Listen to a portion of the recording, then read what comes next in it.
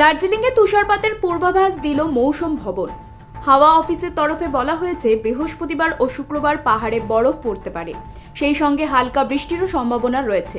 বজ্রবিদ্যুৎ সহ হালকা বৃষ্টি হতে পারে কালিম্পংয়ের পাহাড়ি জনপদে।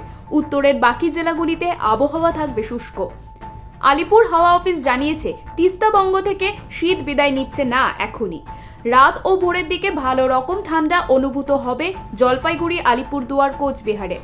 দার্জিলিংয়ের সমতল জলপাইগুড়ি এবং কোচবিহার জেলার কিছু অংশে ঘন কুয়াশার সতর্কতা রয়েছে।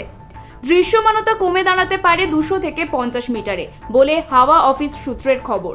পাশাপাশি সপ্তাহান্তে ফের পারদ পতনের সম্ভাবনা দক্ষিণবঙ্গে। আলিপুর হাওয়া অফিসের পূর্বাভাস, শুক্রবার থেকে নিম্নমুখী হবে তাপমাত্রা, তবে রবির পর থেকে তাপমাত্রা আবার বাড়তে শুরু করবে। শহর কলকাতা এবং পার্শ্ববর্তী এলাকায় সকাল থেকে কুয়াশা ও আংশিক মেঘলা আকাশ, তবে বেলা বাড়ার সঙ্গে সঙ্গে পরিষ্কার আকাশের সম্ভাবনাও রয়েছে। আপাতত দক্ষিণবঙ্গে বৃষ্টিপাতের কোনো সম্ভাবনা নেই। অঙ্কিতা ঘোষ, আরভেনম নিউজ।